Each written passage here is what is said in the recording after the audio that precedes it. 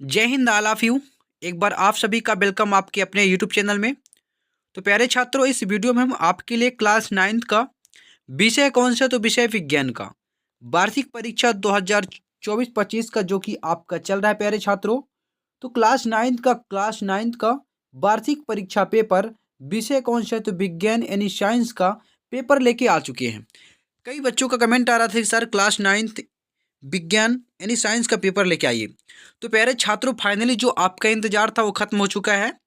हम विज्ञान का पेपर लेके आ चुके हैं, जो कि आपके वार्षिक परीक्षा में प्यारे छात्रों A to Z यही पेपर देखने को मिलेगा।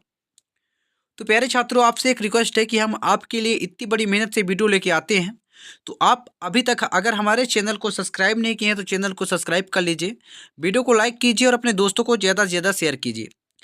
प्यारे छात्रों, इसमें जो आपका टोटल क्वेश्चन दिया है, तो टोटल क्वेश्चन कितना है, 23 है। और टाइम यानी समय समय आपका कितने का है, 3 घंटे का है। कितने का प्यारे छात्रों, 3 घंटे का। और आपका मैक्सिमम जो मार्क्स है 75 का है, यानी जो आपका पूर्णांक है 75 अंक का है। तो प्यारे छात्रों, आपको घबराने की कोई ज़रूरत नहीं है। आपको वीडियो के लास्ट तक बने रहना है। यदि आपको अपने वार्षिक परीक्षा में 75 में 75 लाना है, तो वीडियो के लास्ट तक आपको बने रहना है। साथ ही साथ अपने दोस्तों को भी शेयर कीजिएगा, ताकि वो भी अपने वार्षिक परीक्षा में यानी पेपर में अच्छे से अच्छे मार्क्स से उत्तीर्ण हो पाएँ। तो प्यारे छात्रों, बिना समय गंवाए चलते हैं अब हम प्रश्न की ओर। तो प्यारे छात्रों, सबसे पहले आपका दिया है निर्देश। तो प्यारे छात्रों, फटाफट आप अपना निर्देश पढ़ लीजिएगा। निर्देश पढ़ने का तात्पर्य ये रहता है कि कौन सा प्रश्न कितने अंक का है और कितने शब्द सीमा में आपको उसका उत्तर अपने उत्तर पुस्तिका में लिखना है, ताकि आपको उसमें से पूरा का पूरा नंबर मिल सके। तो प्यारे छात्रों, फटाफट आप अपना निर्देश पढ़ लीजिएगा। अब हम चलते हैं प्रश्न की ओर। तो प्यारे छात्रों, हमारा पहला प्रश्न क्या कहता है, सही विकल्प चुनकर लिखिए। आपको क्या करना है, सही विकल्प चुनकर आपको लिखना है। तो चलिए फटाफट हम आपको सही विकल्प बता देते हैं।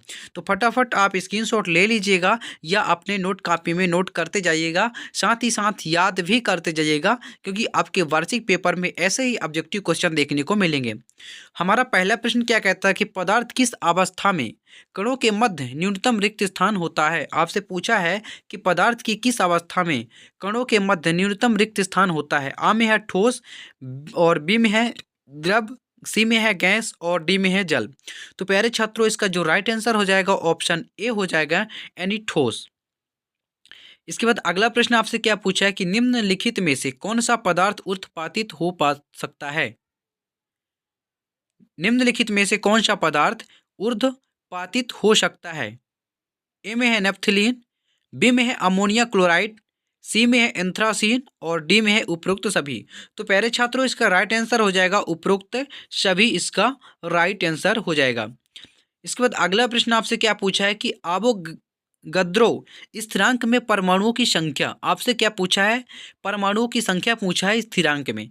ए में है 6.002 इंटू 10 की पावर 23, बी में है 9.022 इंटू 10 की पावर 23, और सी में आप देख लीजिए और डी में आप देख लीजिए। तो प्यारे छात्रों, इसका राइट आंसर हो जाएगा ऑप्शन बी, यानी 9.022 गुणे 10 की पावर 23। ये हमारा राइट आंसर हो जाएगा।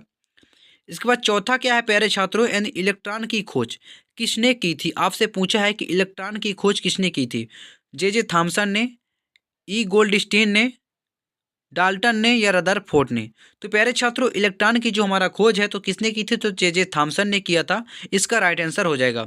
इसके बाद अगला प्रश्न आपसे क्या पूछा है, किसी वस्तु के वेग में परिवर्तन की दर को कहते हैं। किसी वस्तु के वेग में परिवर्तन की दर को कहते हैं आवेग, बी में है चाल, सी में है त्वरण और डी में है विस्थापन। तो किसी वस्तु के वेग में परिवर्तन की दर को क्या कहते हैं, त्वरण कहते हैं। हमारा सी राइट आंसर हो जाएगा। इसके बाद अगला है कि तेज हवा चलने से पेड़ के पत्ते या फल टूटकर गिर जाते हैं। ए में है स्थैतिक जड़त्व के कारण, बी में है गतिक जड़त्व के कारण, सी में है प्रतिक्रिया बल के कारण और डी में है घर्षण बल के कारण। तो प्यारे छात्रों, इसका राइट आंसर हो जाएगा ऑप्शन ए, यानी स्थैतिक जड़त्व के कारण। इसके बाद अगला प्रश्न आपसे क्या पूछा है, किसी वस्तु का द्रव्यमान पृथ्वी पर 12 किलोग्राम है, चंद्रमा पर इसका द्रव्यमान होगा। आपसे क्या पूछा है, किसी किसी वस्तु का जो है द्रव्यमान है पृथ्वी पर 12 किलोग्राम है, इस तो चंद्रमा पर इसका द्रव्यमान कितना होगा, आपसे ये पूछा है। तो प्यारे छात्रों इसका राइट आंसर हो जाएगा ऑप्शन बी, यानी 2 किलोग्राम। इसका राइट आंसर हो जाएगा।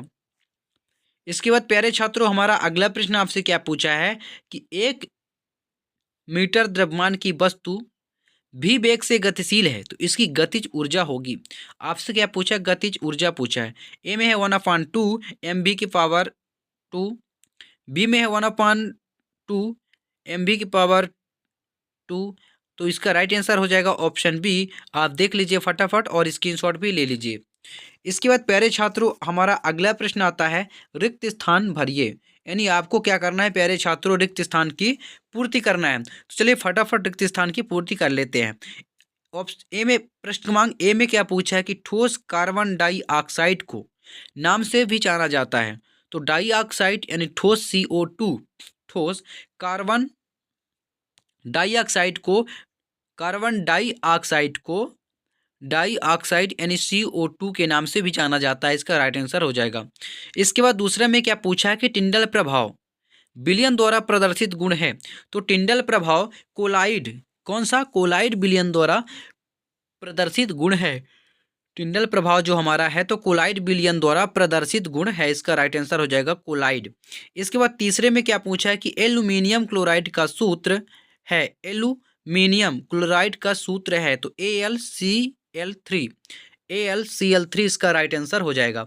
इसके बाद चौथे में क्या है, कोशिका का मस्तिष्क को कहा जाता है। कोशिका का मस्तिष्क को कहा जाता है तो केंद्रक, कोशिका का मस्तिष्क केंद्रक को कहा जाता है। राइट आंसर हो जाएगा। इसके बाद अगला है कि हमारे शरीर में गति के लिए ऊतक उत्तरदायी होता है। तो हमारे शरीर में गति के लिए पेशीय ऊतक उत्तरदायी होता है। इसका राइट आंसर हो जाएगा पेशीय।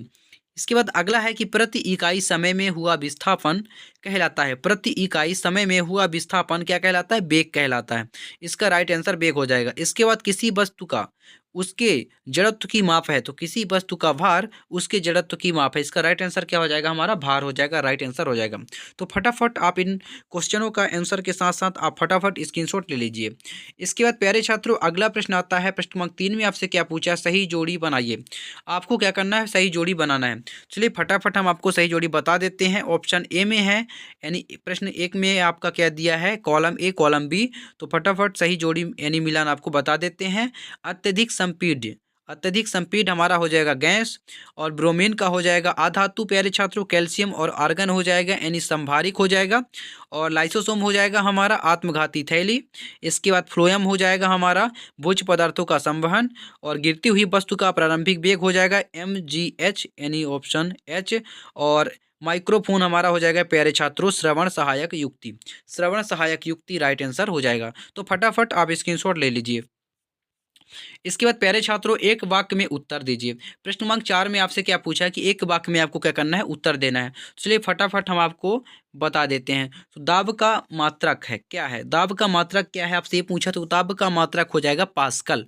दाब का मात्रक क्या होता है प्यारे छात्रों, पास्कल होता है। इसका राइट आंसर हो जाएगा।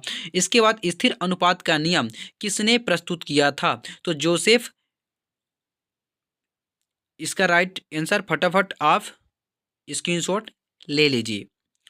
इसके बाद तीसरे में आपसे क्या पूछा है कि सोडियम का इलेक्ट्रॉनिक विन्यास लिखिए। तो सोडियम का इलेक्ट्रॉनिक विन्यास Ne कोष्टक में इसके बाद 3s⁻1। तो फटाफट आप इस स्क्रीनशॉट ले लीजिएगा और नोट कॉपी में नोट भी करते जाएगा। इसके बाद चौथे में क्या पूछा है कि DNA का पूरा नाम लिखिए। तो डीऑक्सी राइबो यूक्लिक अम्ल, DNA का पूरा नाम होता है कि डीऑक्सी राइबो यूक्लिक अम्ल, इसका पूरा नाम होता है। इसके बाद 5वें में क्या है कि वे ऊतक जो निरंतर विभाजित होते रहते हैं उन्हें क्या कहते हैं, तो पादप ऊतक कहते हैं। क्या कहते हैं, वे ऊतक जो निरंतर विभाजित होते रहते हैं उन्हें क्या कहते हैं, पादप ऊतक कहते हैं। इसका राइट आंसर हो जाएगा पादप ऊतक। इसके बाद किसी वस्तु की गतिज ऊर्जा के लिए व्यंजक लिखिए। तो Ke बराबर 1/2 mv², ये हो जाएगा आपका व्यंजक। इसके बाद मसाले वाली 2 फसलों के नाम लिखिए। तो धनिया और मिर्ची, मसाले वाली 2 फसलों के नाम हो गया धनिया और मिर्ची आपका प्यारे छात्रों, ये राइट आंसर हो जाएगा। इसके बाद अगला प्रश्न देखते हैं, हमारा प्रश्न क्रमांक 5 में आपसे क्या पूछा है कि गुप्त गुप्त ऊष्मा किसे कहते हैं। तो फटाफट प्यारे छात्रों इन क्वेश्चनों का आप स्क्रीनशॉट ले लीजिएगा, इसके बाद हम आपको इनका सॉल्यूशन दिखाते हैं। गुप्त ऊष्मा किसे कहते हैं, इसका अथवा है निक्षेपण किसे कहते हैं। 8 में क्या है, आसवन विधि क्या है, उसका अथवा है कि मिश्रण और यौगिक में 2 अंतर लिखना है आपको। पृष्ठ क्रमांक 9 में आपसे क्या पूछा है कि क्रिस्टलीकरण विधि के 2 अनुप्रयोग लिखिए, उसका अथवा है मिश्र धातु किसे कहते हैं, एक मिश्र धातु का नाम लिखना है।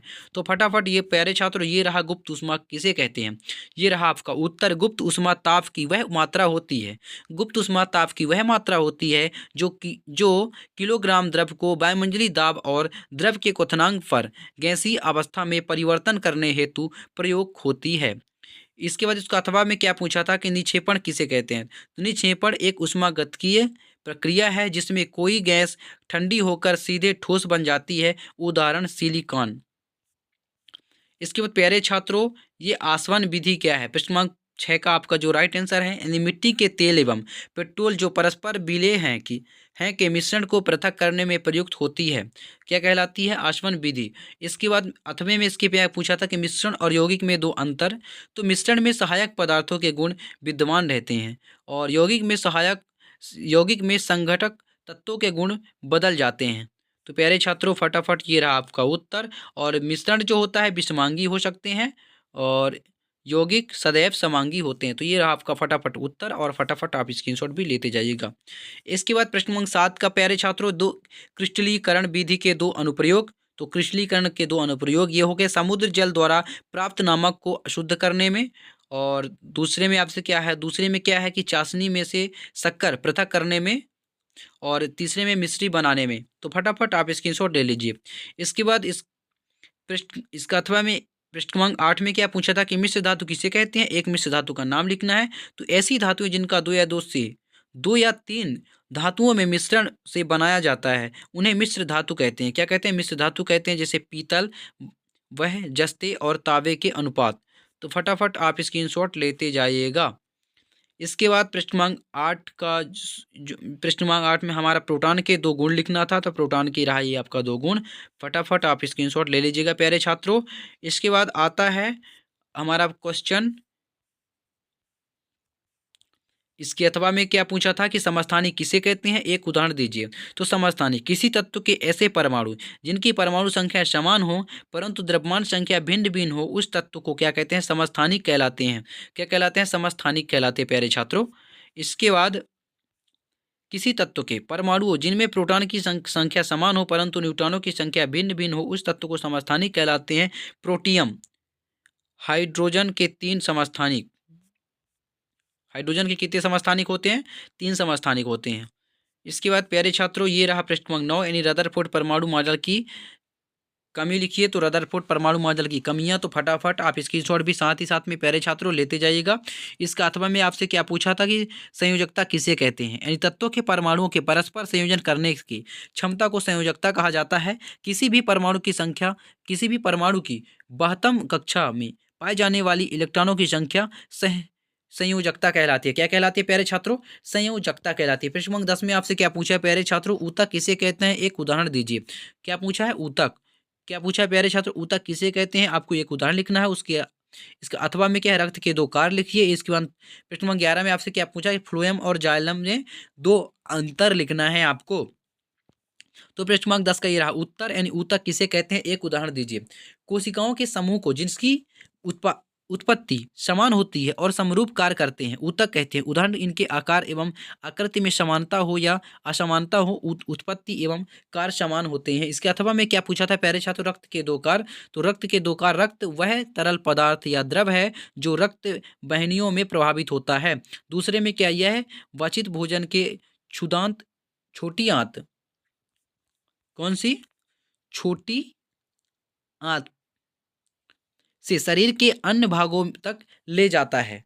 इसके बाद प्यारे छात्रों प्रश्न क्रमांक 11 में आपसे क्या पूछा है कि फ्लोएम और जाइलम में 2 अंतर लिखिए। तो फ्लोएम और जाइलम में आपका 2 अंतर प्यारे छात्रों, ये फटाफट यानी ये रहा आपका। तो फटाफट आप स्क्रीनशॉट ले लीजिए। इसके बाद इसके अथवा में क्या पूछा था कि विभाज्योतक कोशिका की 2 विशेषताएं लिखिए। तो ये आपका रहा उसका उत्तर। फटाफट आप स्क्रीनशॉट ले लीजिए। इसके बाद प्यारे छात्रों प्रश्न नंबर 12 में आपसे क्या पूछा था कि एक समान गति किसे कहते हैं। एक समान गति किसे कहते हैं, इसमें ये पूछा है। इसका अथवा में क्या दूरी और विस्थापन में कोई दो अंतर बताइए।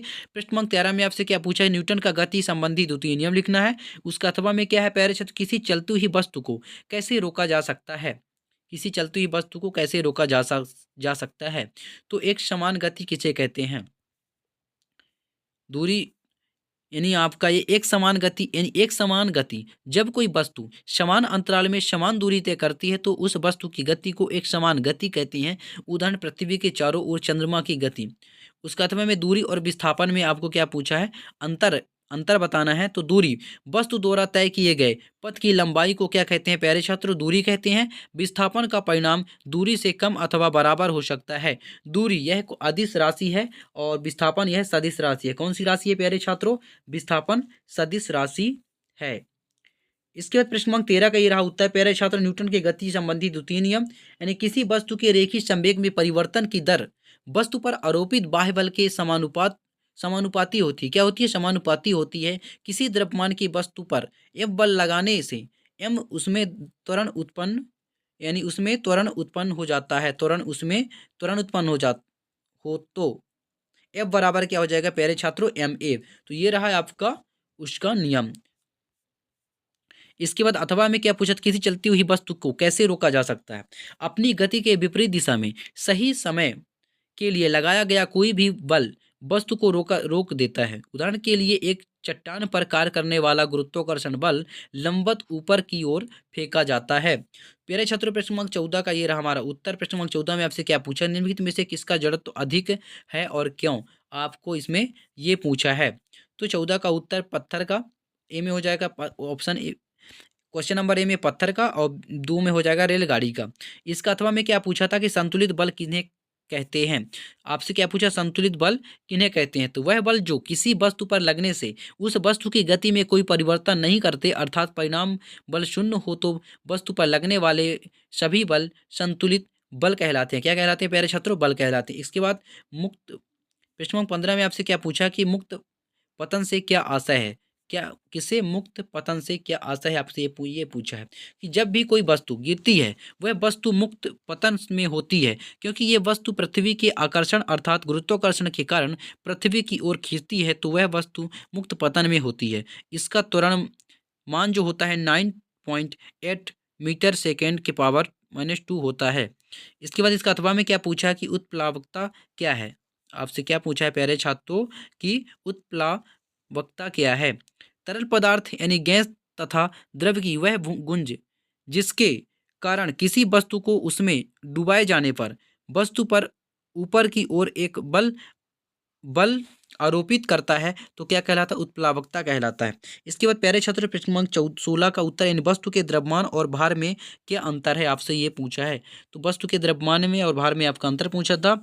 इसके बाद उसके अथवा में क्या पूछा है प्यारे छात्र, गुरुत्वाकर्षण का सर्वाधिक नियम। इसके बाद प्रश्न क्रमांक 17 में आपसे क्या पूछा है कि अंतःद्रव पृथ्वी जलिका की कोई तो 3 कार्य लिखिए। उसका अथवा में पादप कोशिका का स्पष्ट एवं सचित्र आपको क्या करना है प्यारे छात्रों। तो ये रहा प्रश्न क्रमांक 16 का उत्तर, यानी द्रव्यमान और भार। तो द्रव्यमान जो होता है यह एक सदिश राशि है, भार यह एक अदिश राशि है। द्रव्यमान यह वस्तु में निहित पदार्थ की मात्रा है।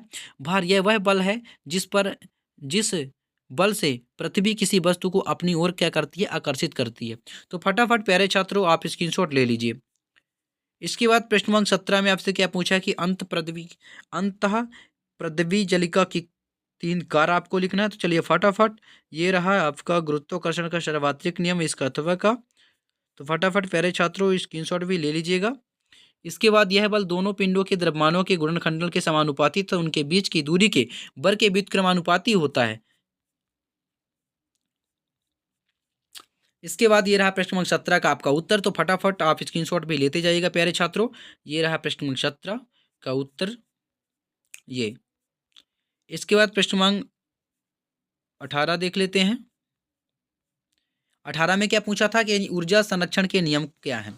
तो जब कभी ऊर्जा एक सूत्र से दूसरे रूप में परिवर्तित होती है, ऊर्जा की कुल मात्रा स्थिर रहती है। तो अर्थात ऊर्जा को ना तो उत्पन्न किया जा सकता और ना ही नष्ट किया जा सकता है। तो के ई प्लस ई ये आपका स्थिरांक हो जाएगा। तो फटाफट आप स्क्रीनशॉट भी लेते जाइएगा। ये रहा है आपका पूरा आंसर इसका। इसके बाद प्यारे छात्रों, पृष्ठ क्रमांक 19 में आपसे क्या पूछा है कि फसलों के उत्पादन में वृद्धि के कोई 3 उपाय बताइए।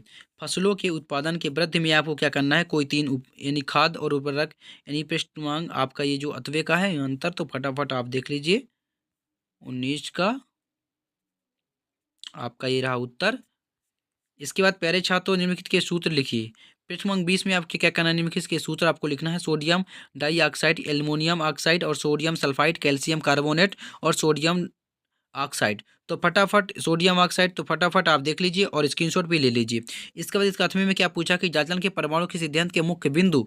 डाल्टन के परमाणु के सिद्धांत के आपको क्या करना, मुख्य बिंदु लिखना है। तो प्रत्येक पदार्थ अत्यंत सूक्ष्म कणों से मिलकर बना होता है, जिन्हें परमाणु कहते हैं। परमाणु अविभाज्य होता है। दूसरे में परमाणु ने उत्पन्न किया जा सकता है, परमाणु है ना, उत्पन्न किया जा सकता है और ना ही नष्ट किया जा सकता है। इसके बाद प्यारे छात्रों, पृष्ठ क्रमांक आपका ये रहा, फटाफट आप देख लीजिए क्वेश्चन। इसके बाद पृष्ठ क्रमांक 21 में, यानी एक बस की गति 5 सेकेंड में 80 किलोमीटर प्रति घंटे से हट हट घटकर 60 किलोमीटर प्रति घंटा हो जाती है, तो बस का त्वरण ज्ञात कीजिए। तो फटाफट आपको बस का त्वरण ज्ञात करना है। तो आपको ये रहा आपका उत्तर। फटाफट आप स्क्रीनशॉट भी प्यारे छात्रों लेते जाइएगा। मैं आपको पूरा दिखा देता हूँ। गति में परिवर्तन की दर को कैसे ज्ञात की थी, आपका ये रहा इसका भी उत्तर। इसके बाद प्यारे छात्रों, प्रश्न क्रमांक 22 का उत्तर, यानी संपीड़न और विरल, ये रहा आपका प्रश्न क्रमांक 22 का उत्तर। तो फटाफट आप स्क्रीनशॉट भी लेते जाइएगा। इसके बाद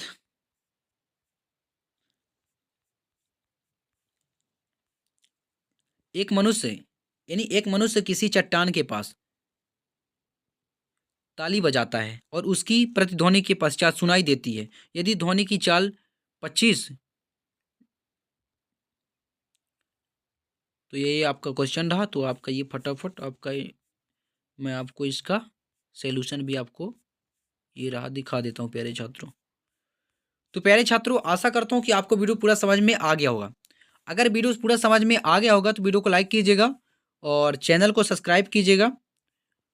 फिर मिलते हैं नेक्स्ट वीडियो में। तब तक के लिए जय हिंद, वंदे मातरम।